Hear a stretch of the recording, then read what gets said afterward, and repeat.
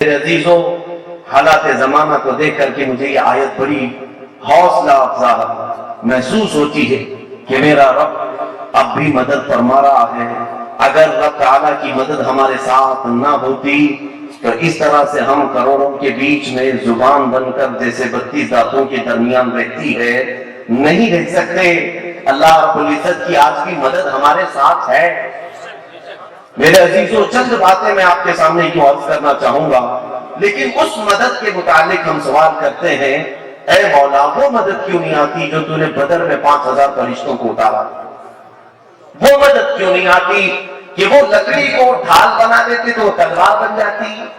وہ مدد کیوں نہیں آتی کہ وہ صحابہ اندھیرے میں پڑھنے کے لیے میرے آقا کے پاس آتے، اجالا نہیں ہوتا تو لکڑی کو پکڑ کر چلتے، وہ ٹیوب لائٹ سے زیادہ روشنی دیتی؟ وہ مدد اب کیوں نہیں آتی ہمارے پاس؟ قرآن اس کے متعلق بھی کہتا ہے فَلْيَحْذَرِ الَّذِينَ يُخَالِفُونَ عَنْ أَمْرِهِ، چاہیے کہ لوگ میرے رسول کی مخالفت سے بچیں أَن تُصِيبَهُمْ فِتْنَةٌ أَوْ يُصِيبَهُمْ عَذَابٌ أَلِيمٌ۔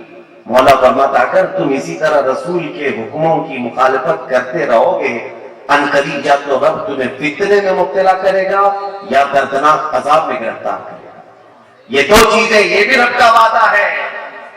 رسول کی حکم کی مخالفت تمہیں اللہ کی مدد آنے سے روک دیتی ہے۔ یہ چیز میں نے حکیم الامت سے ایک عبارت پڑھی، مفتی احمد یار خان عینی رحمۃ اللہ تعالیٰ اس آیت کی تشریح میں فرماتے ہیں، اے لوگوں احد کا وہ واقعہ یاد کرو۔ احد میں ہوا کیا تھا؟ میرے آقا صلی اللہ تعالیٰ علیہ وسلم اپنے صحابہ کے ساتھ گئے، ایک چھوٹا سا ٹیلا ہے جس کو جبل رمات کہتے ہیں، وہاں میرے آقا صلی اللہ علیہ وسلم نے 50 تیر انداز صحابہ کو کھڑا کیا اور ارشاد فرمایا جب تک میں نہ کہوں نیچے نہ آنا۔ توجہ دیں اس لفظ پر، حضور صلی اللہ علیہ وسلم نے کیا فرمایا؟ جب تک میں نہ کہوں نیچے نہ آنا۔ نیچے دوسرے دیگر صحابہ تھے، سامنے کفار و مشرکین تھے۔ لڑائی شروع ہوئی اور لڑائی پر ایمان والے اتنے بھاری ہو گئے کہ کفار اپنی جان بچا کر بھاگنے پر انہوں نے امن محسوس کیا، سارا سامان چھوڑ کر بھاگ گئے میدان سے۔ پھر ہوا یہ کہ جو صحابہ تھے وہ فتح کا اعلان کر دیا اور مال غنیمت کو سمیٹنے لگے۔ اوپر جو ٹیلے پر کھڑے تھے صحابہ، اصل میں لوکیشن ایسا تھا احد کا کہ وہ سب سے بہترین جگہ تھی کہ وہاں سے وہ صحابہ کافروں پر تیر مارتے تھے، کوئی کافر قریب نہیں آتا تھا حضور صلی اللہ علیہ وسلم کی طرف۔ اب ہوا یہ، میں خلاصہ عرض کروں گا، پوری تفصیل سے واقعہ نہیں جا رہا ہوں۔ اس ٹیلے پر کھڑے ہوئے 50 تیر انداز صحابہ نے آپس میں یہ بات کی اب تو جنگ ختم ہو گئی، اتر جانا چاہیے۔ سارے صحابہ مال غنیمت جمع کر رہے ہیں، چلو ہم بھی جمع کر لیتے ہیں۔ ان صحابہ اکرام میں بعض صحابہ نے کہا نہیں، جب تک میرے آقا کا حکم نہیں آئے گا ہم نہیں اتریں گے۔ دیگر صحابہ نے کہا نہیں، حضور پاک صلی اللہ علیہ وسلم کے فرمانے کا مقصد یہ تھا جب تک جنگ ختم نہ ہو تب تک نہیں آنا، جب تک جنگ ختم نہ ہو تب تک نہیں اترنا۔ جنگ ہو گئی، اب اتر جائے۔ 40 صحابہ نیچے آ گئے اور 10 صحابہ باقی رہ گئے۔ صحابہ کا وہ اجتہاد تھا، 40 نے اجتہاد کر کے یہ سمجھا کہ نیچے آ جانا چاہیے، وہ مال غنیمت تقسیم کرنے لگے، بانٹنے لگے۔ ادھر کفار و مشرکین کی طرف سے جرنیل خالد بن ولید، انہوں نے جب اس ٹیلے کو خالی دیکھا تو 200 لشکریوں کو لے کر پیچھے کی طرف سے آئے۔ وہ جو جبل رومات پر کھڑے 10 صحابہ تھے ان کو بھی شہید کر دیا، پورے ٹیلے پر قبضہ کر لیا۔ نیچے جو مسلمان صحابہ مال غنیمت تقسیم کر رہے تھے، آپس میں بانٹ رہے تھے، ان پر بھی حملہ آور ہوئے اور جو بھاگے ہوئے تھے کافر ان کو بھی بلا لیا۔ ادھر سے کفار پھر پلٹ آئے، پیچھے سے بھی حملہ اتنا تیز ہوا تھا، اتنا تیز ہوا تھا، قرآن میں پورے سورہ احزاب میں اس کے تذکرے موجود ہیں میرے عزیزوں، حتیٰ کہ وہ جیتی بھی جنگ، وہ فتح یافی سے ہمکنار جنگ احد، پھر شکست سے دوچار ہونا پڑا اور 70 صحابہ کی جانیں گئی، 70 صحابہ شہید ہوئے۔ اسی جنگ احد میں سید الشہداء امیر حمزہ کا سینہ چاک کر کلیجہ چبایا گیا۔ اسی جنگ احد میں عبداللہ بن جحش رضی اللہ تعالیٰ عنہ کی ناک کاٹ کر، ہونٹ کاٹ کر، انگلیاں کاٹ کر، ہار بنا کر کے لوگوں نے پہنا۔ اسی جنگ احد میں لوہے کی ٹوپی لے کر ایک کافر نے میرے آقا کریم صلی اللہ علیہ وسلم کے چہرے اقدس پر مارا، جس کی وجہ سے رسول پاک کے 2 دندان مبارک شہید ہوئے۔ میں یہ عرض کرنا چاہتا ہوں میرے عزیزوں، 70 صحابہ کی جانیں گئیں، سید الشہداء امیر حمزہ شہید ہوئے، رسول پاک صلی اللہ علیہ وسلم کے دندان مبارک شہید ہوئے۔ اتنا بڑا جو خسارہ ہوا، اتنا بڑا جو نقصان ہوا، کیوں ہوا؟ قرآن کہتا ہے رسول کے ایک حکم کے انتظار کیے بغیر یہ چلے آئے، اس لیے ان کی 70 جانیں گئیں۔ مفتی احمد یار خانعینی رحمۃ اللہ علیہ فرماتے وہ صحابہ جان بوجھ کر کے نافرمانی نہیں کیے تھے، ان کے وہم و گمان میں بھی نہیں تھا کہ حضور کی ہم نافرمانی کر رہے ہیں، اور ان سے اجتہادی خطا ہوئی تھی، اس کے بعد بھی رسول پاک نے فرمایا تھا جب تک میں نہ کہوں نیچے نہ آنا، صحابہ انتظار کیے بغیر نیچے آئے، 70 کی جانیں گئی۔ حکیم الامت فرماتے ہیں اے امت مصطفیٰ، آج تو تم دل میں ارادہ کر کے رسول کی مخالفت کر رہے ہو، 70 کیا 70 لاکھ جانے بھی جائیں تو تعجب مت کرنا، تعجب مت کرنا، اس لیے کہ قرآن کہتا ہے فَلْيَحْذَرِ الَّذِينَ يُخَالِفُونَ عَنْ أَمْرِهِ، جس نے رسول کی مخالفت کی، ان کے حکم کی، ان قریب وہ فتنوں میں مبتلا کر دیے جائیں گے یا دردناک عذاب میں گرفتار کر دیے جائیں گے۔ میرے عزیزوں، مدد کی بات میں کر رہا تھا، کیوں انہیں مدد آتی تھی اور کیوں ہمیں نہیں آتی؟ زمین و آسمان کا فرق ہے میاں۔ رسول کریم صلی اللہ تعالیٰ علیہ وسلم جس معاشرے کو تشکیل فرمائے تھے وہ ایسا نہیں تھا جو صرف نعروں کی گونج میں ٹھنڈا ہو جاتا ہو۔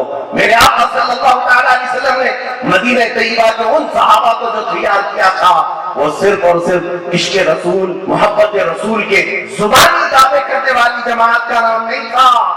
اللہ اکبر۔ میرے آقا صلی اللہ تعالیٰ علیہ وسلم جس وقت بدر کے لیے بلا رہے ہیں، ایک رات پہلے دیکھ رہے ہیں مدینے کے گھر میں جھگڑا ہو رہا ہے، کوئی سامنے سے گزرتے ہوئے محسوس کر رہے ہیں باپ اور بیٹے میں جھگڑا ہو رہا ہے۔ پوچھا گیا کیوں جھگڑا ہو رہا ہے؟ کہا باپ کی عمر زیادہ تھی، بیٹا جوان ہے۔ باپ کہتا ہے کہ میں بدر میں رسول پاک کے ساتھ جاؤں گا، بیٹا کہتا ہے نہیں، میں عظمت رسول کا سپاہ سالار بن کر کے جاؤں گا، سپاہی بن کر کے جاؤں گا۔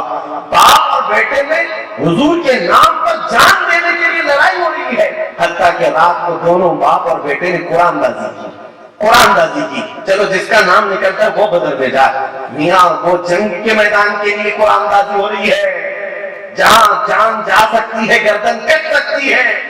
قرآن دازی میں بیٹے کا نام نکلا، باپ کا نام نہیں نکلا۔ باپ نے کہا میں ایسی قرآن دازی مانتا نہیں۔ انہوں نے کہا ابا ناانصافی کر رہے ہو، چلو میرے آقا صلی اللہ علیہ وسلم کی بارگاہ میں حضور پاک کے پاس آ کر جوان نے کہا اپنی فضیلتیں بتائی، باپ کے متعلق کہا یہ کمزور ہیں۔ حضور پاک صلی اللہ تعالیٰ علیہ وسلم نے یہ نہیں فرمایا کہ وہ کمزور ہیں، بلکہ جوان کے جذبے شہادت کو دیکھ کر فرمایا کہ باپ کو چاہیے کہ وہ گھر میں انتظامی امور کو دیکھے، بیٹا ہمارے ساتھ چلے جائے۔ اللہ اکبر۔ حدیث پاک میں ملتا ہے وہ بوڑھے صحابی جن کی عمر زیادہ ہو گئی تھی دھاڑے مار مار کر کے رونے لگے، اے بار الہا، میرا یہ بڑھاپا کیوں آیا تو مجھے میرے آقا سے جدا کر دیا، میرے نبی کے ساتھ جانے سے مجھے روک لیا میرا بڑھاپا۔ وہ جانے نچھاور کرنے کے عزم رکھتے تھے، رب تعالیٰ کی نصرت و مدد ان کے ساتھ آتی تھی۔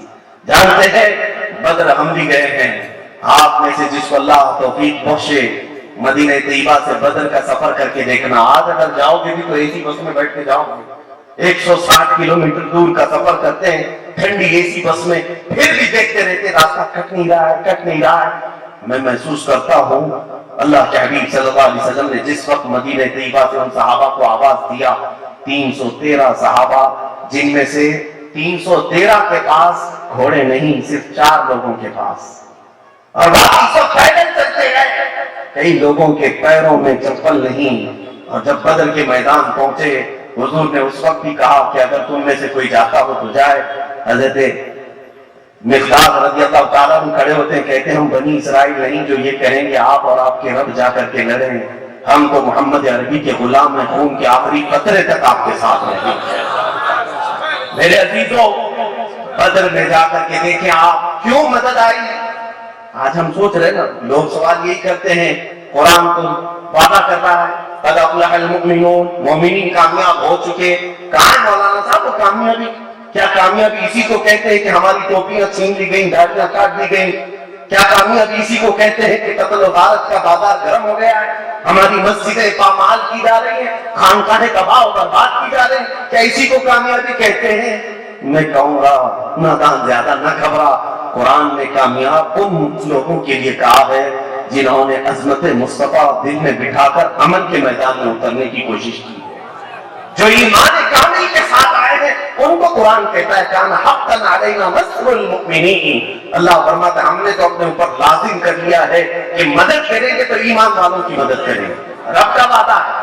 بدر کے میدان میں میں نے یہ بھی دیکھا میرے عزیزو، آج میں صرف جوڑنا چاہتا ہوں ان بچوں کو، ان جوانوں کو جن کی زبانوں پر آج محبت رسول کی بات تو ہے لیکن عمل کی جب ہم دعوت دیں تو وہ کھجاتے ہوئے ادھر سے ادھر نکل جاتے ہیں۔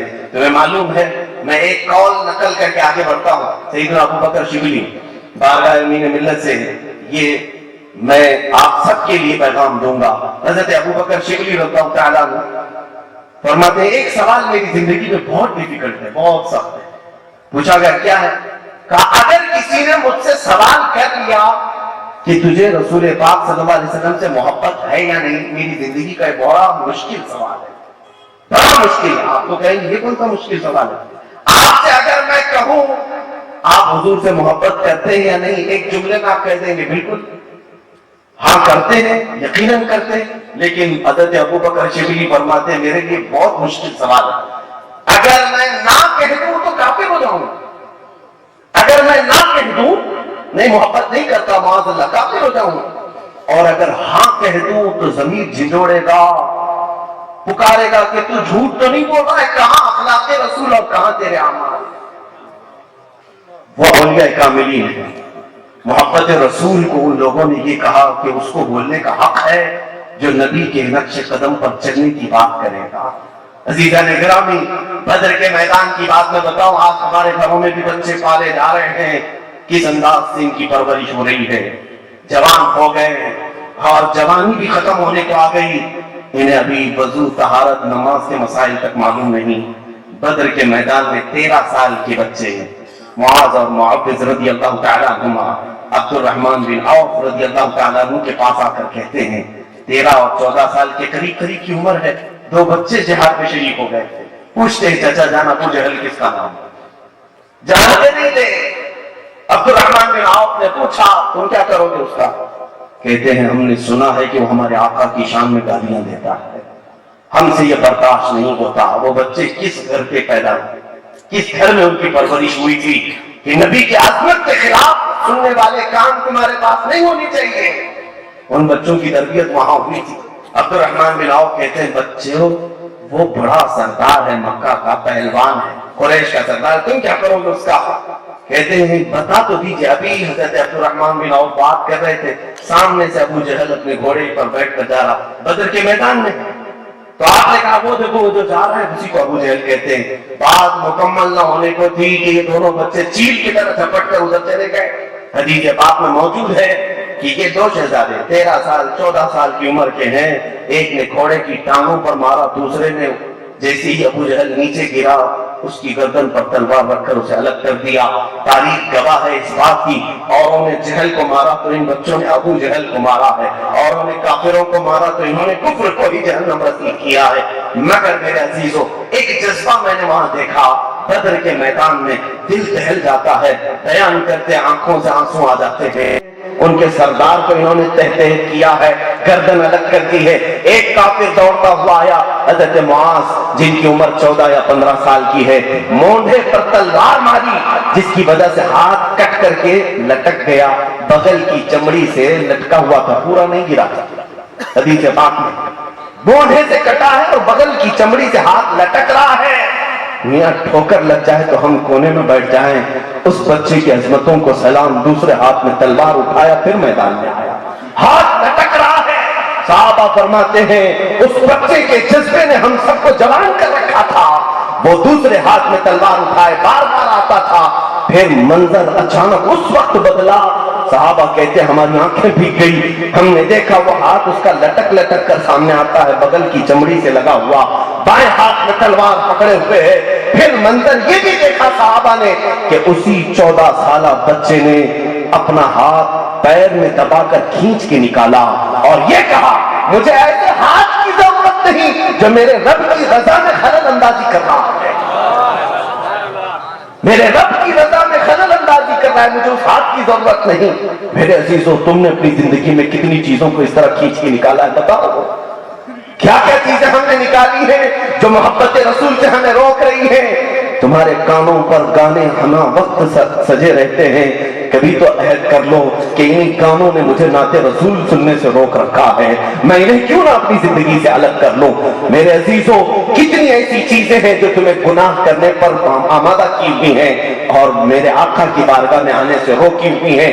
آج کی اس عظمت والے اجلاس میں تمہیں یہ میں پیغام دینا چاہتا ہوں کہ عہد کر کے اٹھو، میں ہوں رسول پاک کا، ہر اس چیز کو اپنی زندگی سے الگ کروں گا جو مجھے میرے نبی کی رضا حاصل کرنے سے روکتی ہے۔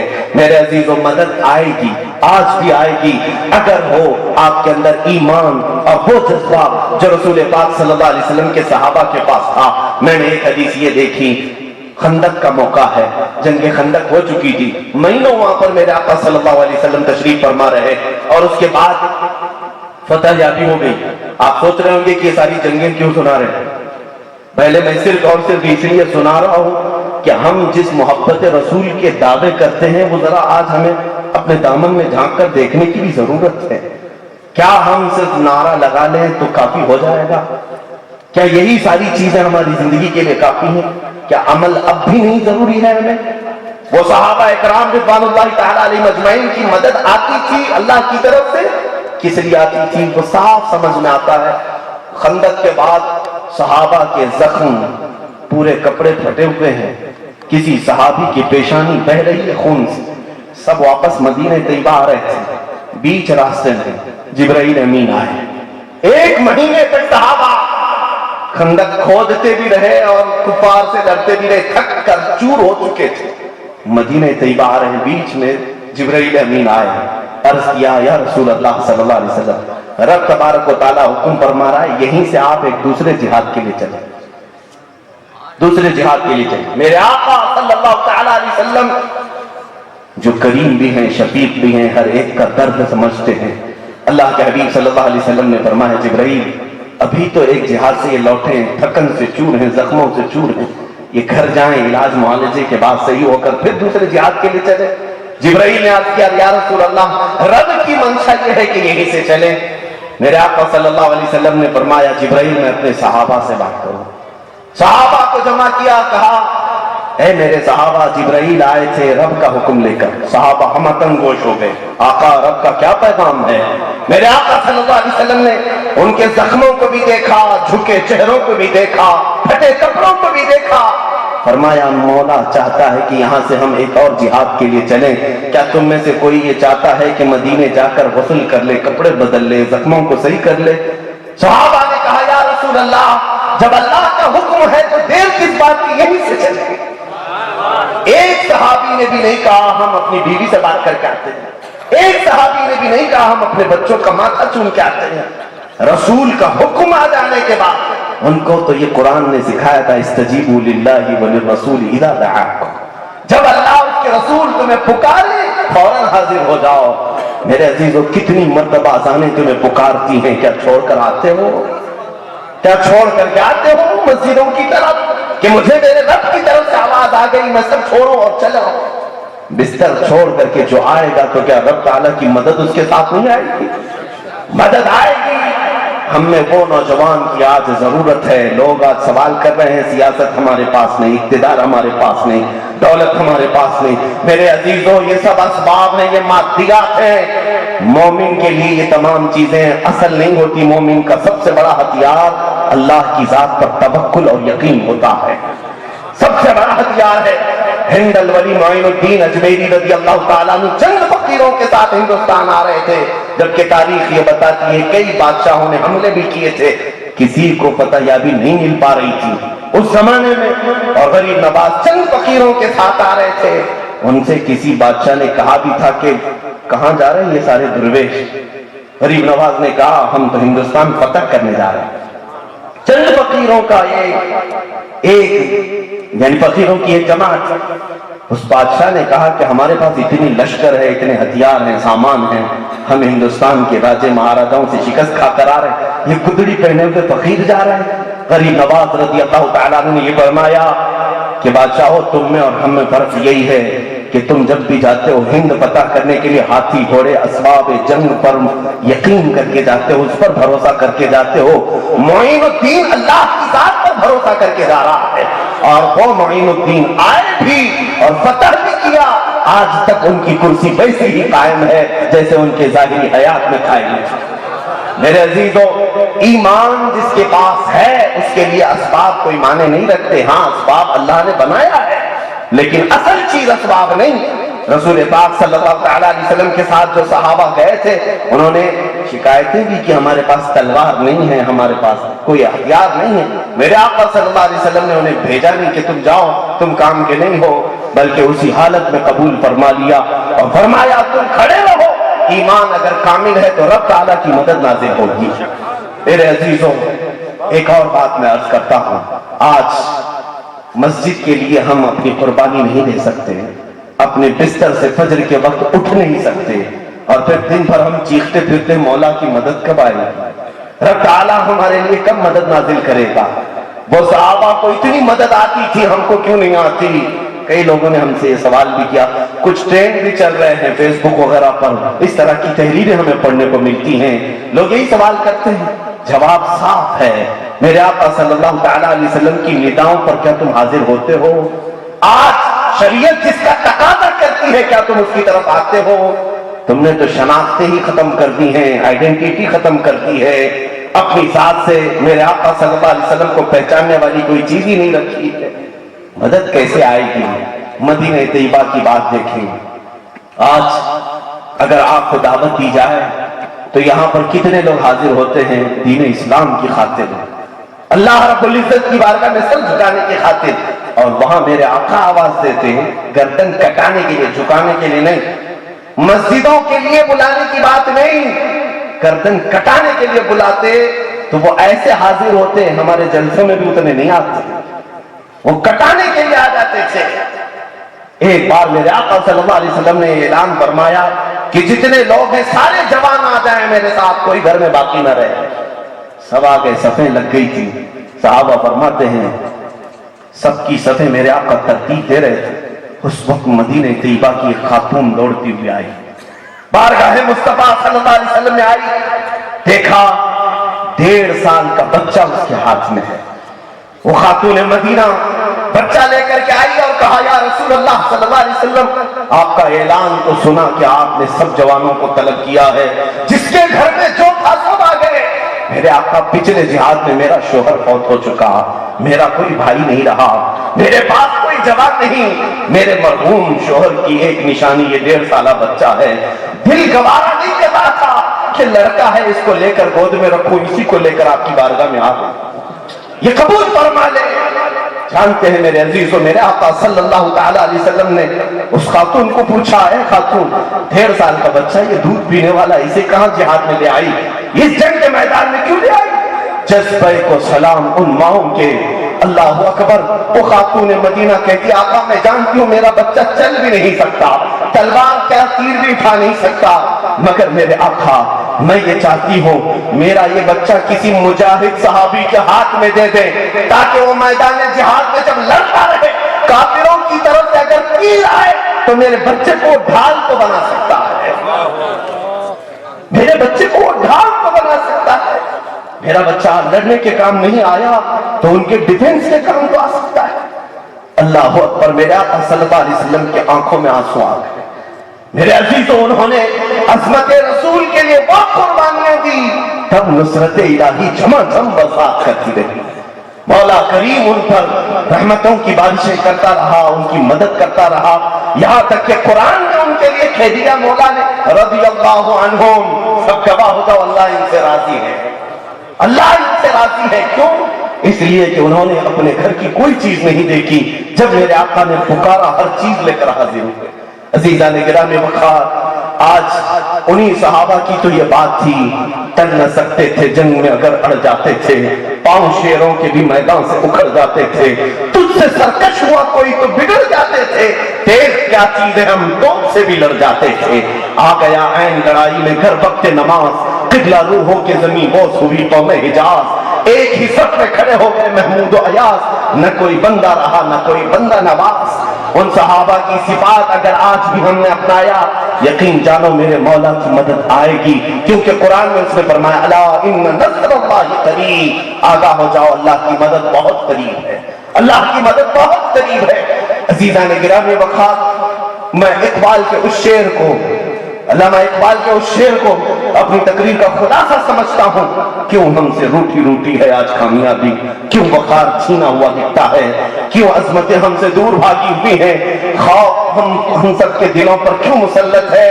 ایک شعر میں اس مرد قلندر نے جواب دیا تھا کہ فرماتے ہیں اقبال کہ ان کے جو ہم غلام تھے خلق کے پیشوا رہے، ان کے جو ہم غلام تھے خلق کے پیشوا رہے، ان سے پھرے جہاں پھرا پھرائی کمی وقار میں، طریق مصطفیٰ کو چھوڑنا ہے وجہ بربادی، اسی سے قوم دنیا میں ہوئی ہے بے اقتدار اپنی، اسی سے قوم دنیا میں ہوئی ہے بے اقتدار اپنی۔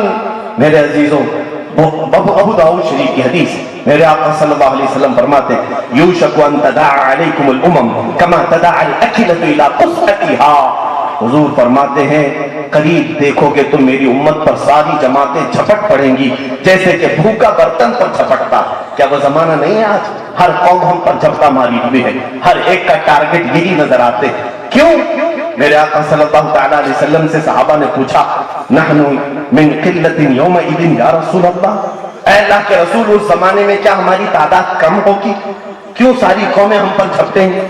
اللہ کے نبی صلی اللہ علیہ وسلم فرماتے وَلَكِنَّكُمْ كَثِيرُونَ غُثَاءً كَغُثَاءِ الْبَحْرِ، نہیں تمہاری تعداد بہت زیادہ ہوگی لیکن تمہاری حیثیت سمندر کے جھاگ کی طرح ہوگی۔ جھاگ کس کو کہتے ہیں؟ جو ہواؤں میں اڑ جاتا ہے، یہی تو کیفیت ہے آج ہماری، کبھی اس کی جے بھی جے، کبھی اس کی جے بھی جے، ادھر اڑے کبھی ادھر اڑے۔ اخلاص اور پیوریٹی جب نہ ہو، اب اس کے بعد میرے آقا صلی اللہ علیہ وسلم فرماتے ہیں وَلَا يَقْذِفَنَّ عَلَىٰ قُلُوبِكُمُ الْوَهْنَ، اللہ تمہارے دلوں پر وہن ڈال دے گا، وہم نہیں وہن۔ آج کی بات نہیں، میرے آقا صلی اللہ علیہ وسلم فرماتے ہیں مجھے اللہ نے ایک مدد یہ فرمائی 500 میل دور بھی ہو تو میرے دشمنوں کے دل پر اللہ میرا رعب ڈالا۔ میرے آقا صلی اللہ علیہ وسلم کے صحابہ تابعین اور ان کی سچی امت کا بھی ایسا ہی رعب دشمنان اسلام پر اللہ نے ڈال رکھا ہے، لیکن یہ بدل جائے گا۔ فرماتے میرے آقا صلی اللہ علیہ وسلم قیامت کے قریب تمہارے دلوں پر کافروں کا رعب آ جائے گا، تمہارے دلوں پر کافروں کا رعب آئے گا، دشمنوں کا رعب آئے گا۔ صحابہ نے پوچھا ایسا کیوں ہوگا یا رسول اللہ؟ میرے آقا فرماتے 2 چیزوں کی وجہ سے، حب الدنیا و کراہیت الموت، تم دنیا میں ڈوب جاؤ گے، محبت کرنے لگ جاؤ گے اور موت سے بھاگنے لگو گے۔ یہ 2 چیزیں جب تمہارے اندر آ جائیں تو سمجھ لینا کہ دل تمہارا بار بار ڈولتا رہے گا، کبھی ادھر سے کوئی مارنے آ رہا ہے، کبھی ادھر سے کوئی مارنے آ رہا ہے۔ اسی خوف کے سہارے تو آج جی رہے ہم، دنیا کی محبت نے ہمیں یہاں لا کر رکھا ہے۔ اور مجھے وہ بات یاد آتی ہے، مولانا روم فرماتے ہیں رسول کریم صلی اللہ تعالیٰ علیہ وسلم کی بارگاہ میں ایک بار شہد کا ایک پیالہ پیش کیا گیا، حضور پاک صلی اللہ تعالیٰ علیہ وسلم اس کو تناول فرما رہے تھے، اچانک کوئی چیز سامنے سے آتی نظر آئی، کسی اور کو نہیں، میرے آقا نے اپنے ہاتھوں سے اسے ہٹایا، دھکا دیا، صحابہ بیٹھے ہوئے تھے، پھر دوبارہ حضور پاک صلی اللہ علیہ وسلم نے شہد کا پیالہ اٹھایا، پھر کوئی چیز آتی نظر آئی، اس کو ہٹایا، تیسری مرتبہ میرے آقا نے پیالہ اٹھایا لیکن شہد نہیں تناول فرمایا، نیچے رکھ دیا، آنکھوں سے آنسو آنے لگے۔ توجہ سے سننا میرے عزیزوں، صحابہ نے پوچھا آقا یہ کیا ماجرا تھا، آپ کس چیز کو ہٹا رہے تھے جبکہ آپ کے بدن پاک پر کبھی مکھی نہیں آتی، کس چیز کو آپ دور کر رہے تھے؟ سنو، وہ عظمت والی نگاہیں دیکھتی ہے جو سب کی نگاہیں نہیں دیکھتی۔ میرے آقا صلی اللہ علیہ وسلم فرماتے ہیں میرے صحابہ، دنیا میرے پاس پورا مال و دولت لے کر کے آئی، کہا یا رسول اللہ میرا مال زر دولت قبول فرما دے، آپ کے لیے خزانے کھول دوں گی۔ میرے آقا نے فرمایا میں نے دھکا دے کر دور کیا، مجھے فقر پسند ہے، مجھے فقر پسند ہے، میں نے دنیا کو ترک کیا۔ وہ چلی گئی، تھوڑی دیر کے بعد دوبارہ میں شہد پینا چاہ رہا تھا، دنیا اپنے حسن و جمال کو لے کر آئی، کہا یا رسول اللہ میرا حسن و جمال قبول کر لیں، ہر طرح کی حسین سے حسین شہزادیاں آپ کی خدمت میں رکھوں گی، ہر طرح کا حسن آپ کے قدموں میں آ جائے گا۔ میرے آقا فرماتے میں نے اس کے حسن و جمال کو بھی دھکا دے کر دور کیا، دو چیزیں، دولت و مال کو بھی دور کیا، حسن و جمال کو بھی دور کیا۔ تیسری مرتبہ دنیا میرے پاس آئی، کہنے لگی یا رسول اللہ صلی اللہ علیہ وسلم آج تو میرے دولت و مال کو بھی آپ نے ٹھکرایا، حسن و جمال کو بھی ٹھکرایا، لیکن آپ کے بعد آپ کی امت ایسا نہیں کر سکے گی، وہ میری یہ دونوں چیزیں لے لے گی، آپ سے دور ہو سکتی۔ میرے آقا فرماتے ہیں میں نے دنیا کی یہ بات سنی تو میرے امت کی جدائی کے غم میں مجھے آنسو آ گئے۔ کیا میری امت دنیا کی طلبی کے لیے، حسن و جمال کے لیے میرے آقا کو چھوڑ دے گی؟ آج ہو بھی تو رہا ہے میرے عزیزوں، ہم نے رسول کریم صلی اللہ تعالیٰ علیہ وسلم کی عظمت کو چھوڑا ہے صرف 4 دوستوں کو منانے کے لیے۔ پوچھا کسی نوجوان سے کیوں میاں تم یہ داڑھی کیوں چھلا کر گٹر اور نالیوں میں بہاتے ہو، کیوں؟ بس ہم کو 4 لوگوں کے ساتھ اٹھنا بیٹھنا رہتا ہے، دھندا پانی ہے، جاب ہے، فلاں ہے، وہ ہے۔ تم نے دنیا کے لیے اپنے نبی کی عظمتوں کو نکال دیا، اور میں کہتا ہوں جن لوگوں کو راضی کرنے کے لیے تم نے اپنی شناختیں بدل دی، یہ تو تمہاری قبر پر مٹی ڈال کر 5 منٹ بھی نہیں بیٹھتے۔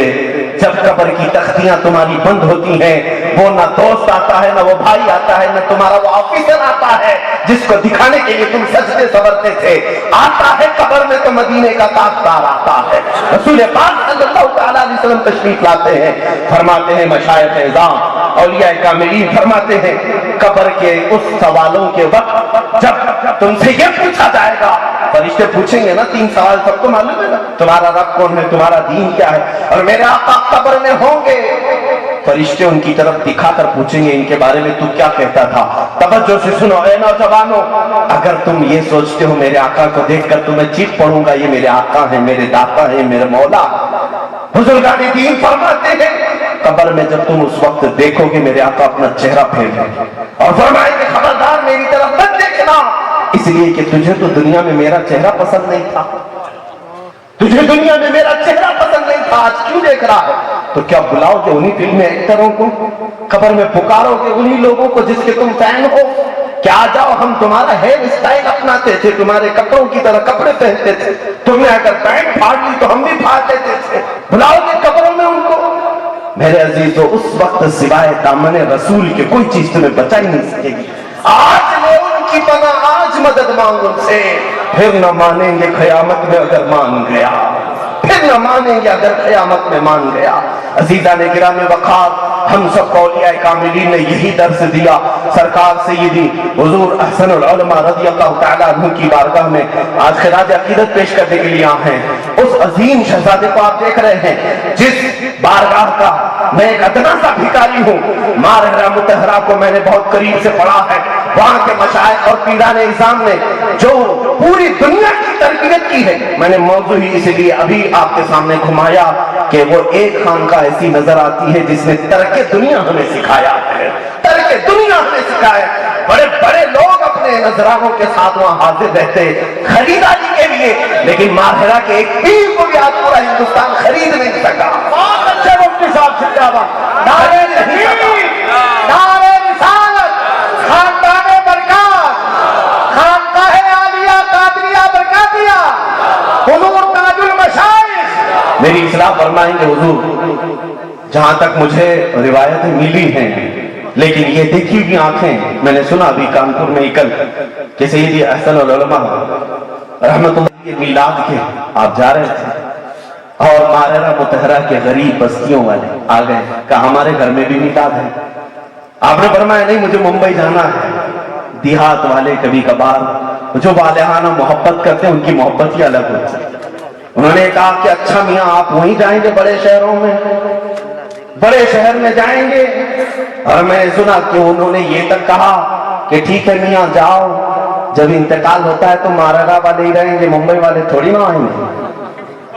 حضور احسن العلماء رحمت اللہ تعالیٰ علیہ نے بستہ ساری چیزیں رکھ دی اور کہا چھوڑو، بتاؤ کہاں ہے محفل، اب یہی محفل کریں گے۔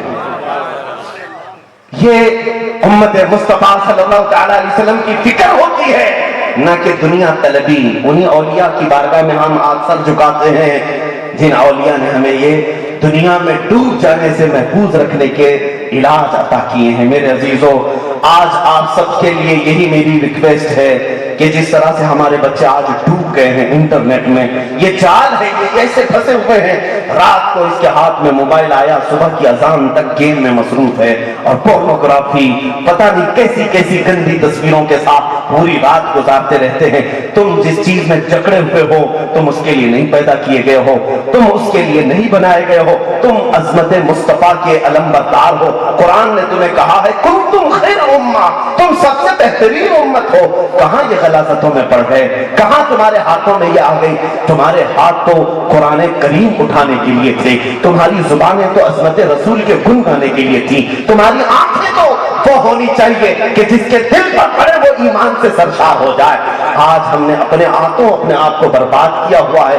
پلٹ آؤ، بدل جاؤ، پھر سے وہ مدد اللہ کی ہمارے ساتھ آنے والی ہے۔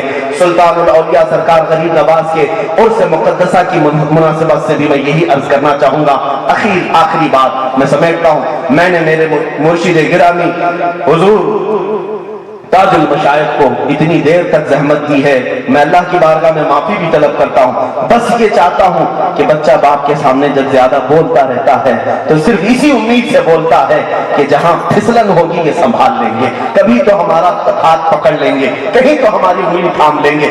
میرے عزیزوں، سلطان الاولیاء غریب نواز کو آپ جانتے ہیں، غریبوں کو نوازتے تھے، عطا کرتے تھے، لٹاتے تھے، لیکن ایک بات مجھے دہلا دیتی ہے، ان اولیاء کی وہ بارگاہ میں جب جاتے ہیں، میں نے ایک چیز پڑھی، آپ کے صاحبزادے خواجہ حسام الدین جو غائب ہو گئے، ان کا پتہ نہیں چل سکا۔ خواجہ حسام الدین، وہ حسام الدین نہیں جو سامبر شریف میں، خواجہ حسام الدین کے متعلق میں نے یہ پڑھا کہ وہ بچپن میں، یعنی جوانی کی عمر تھی، 15 سال کے قریب مدرسے سے آ رہے تھے۔ مدرسہ مطلب غریب نواز رضی اللہ تعالیٰ عنہ نے کسی عالم کے پاس بٹھایا تھا پڑھنے کے لیے، واپس آ رہے تھے تو اپنے ساتھیوں کے ساتھ آتے آتے راستے میں چکر آیا اور گر گئے، چکر آ کر گر گئے تو دوستوں نے اٹھایا اور پوچھا حسام الدین کیا بات ہے؟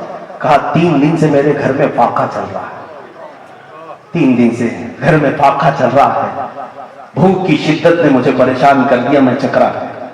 وہ بچے گھبرا گئے، اٹھایا، غریب نواز کے بیٹے کی حالت یہ ہے، اٹھایا اور کہا آپ کے بابا معین الدین حسن چشتی جو ہم سب کے سروں کے تاج ہیں، وہ بھی فاقہ کرتے ہیں؟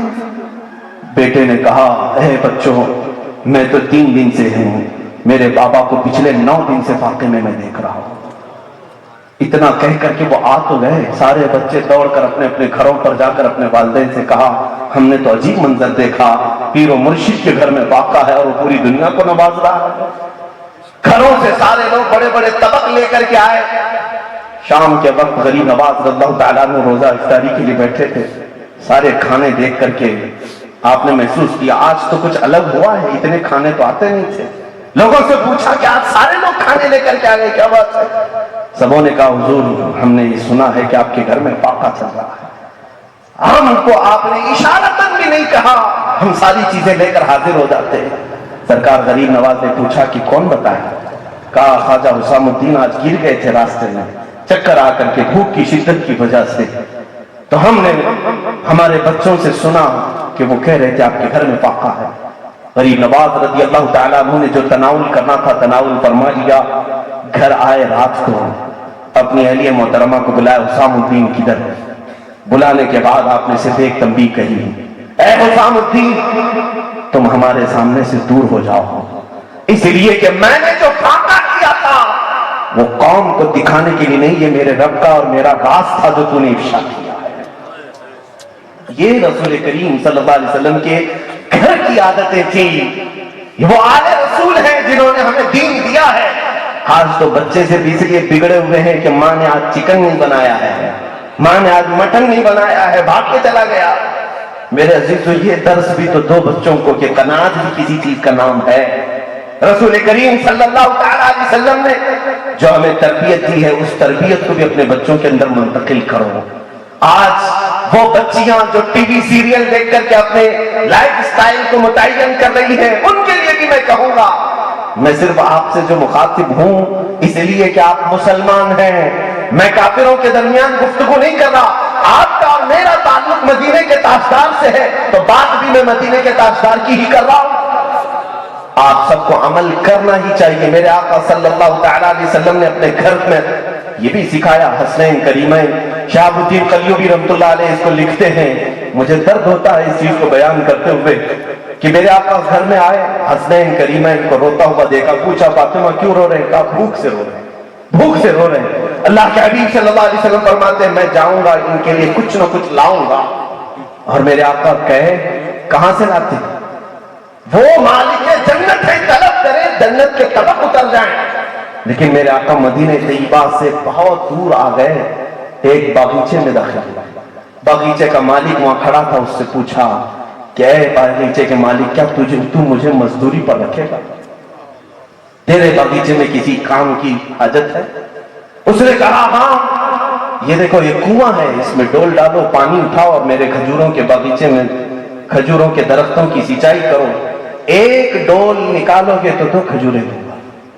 اللہ کے حبیب صلی اللہ علیہ وسلم کی بات کر رہا ہوں، میرے نبی کونین صلی اللہ علیہ وسلم کی بات کر رہا ہوں۔ عزیزان گرامی، رسول کریم صلی اللہ علیہ وسلم نے قبول فرمایا، رسی لے کر کے ڈول سے پانی نکالتے اور اٹھا کر لے جا کر اس درخت پر ڈالاتے، 2 کھجوریں وہ دیتا ہے۔ یہ صرف اور صرف میرے آقا نے پوری امت کے درس کے لیے کیا ہے، جن کا حال آج یہ ہے ہمارے بچے اور جوان یہ سوچ کر کے بیٹھے میرے سٹینڈرڈ کا تو کام ہی نہیں ہے، حلال کاموں کے لیے بھی اس طرح بیٹھے ہوئے۔ اللہ کے حبیب صلی اللہ تعالی علیہ وسلم نے اپنے بچوں کی تربیت ادھر ادھر سے آئے ہوئے مال سے نہیں فرمائی، حلال اپنی مزدوری اپنے محنت سے بھی فرمائی۔ 3 ڈول آپ نے کھینچے تھے، حضرت قلیوبی فرماتے ہیں دردناک واقعہ ہے، رسی ٹوٹ گئی اور ڈول گر گیا، رسی ٹوٹ گئی ڈول گر گیا۔ اس باغیچے کا مالک جانتا نہیں تھا، وہ آیا، آ کر حضور پاک صلی اللہ علیہ وسلم پر ہاتھ اٹھا دیا۔ اللہ اکبر، میرے آقا صلی اللہ علیہ وسلم نے کچھ بھی جواب نہیں دیا، رسی کو جوڑا، اٹھا کر کے جتنے ڈول نکالے واپس میرے آقا تشریف لائے، وہی کھجوریں لا کر حسنین کریمین کو کھلایا جو بھوکے تھے۔ میرے عزیزو، یہ رسول پاک صلی اللہ علیہ وسلم کے گھر کو مجبور گھرانہ نہ سمجھنا، پوری دنیا ان کے چوکھٹ کی کنیز ہے، مگر سکھایا ہے انہوں نے فخر کو سکھایا ہے۔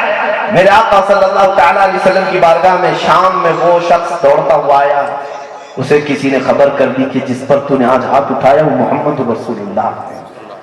اس نے تلوار لے کر اپنا ہاتھ کاٹ دیا، مجھے اس ہاتھ کی ضرورت نہیں جو میں نے میرے آقا یعنی رسول پاک پر اٹھایا۔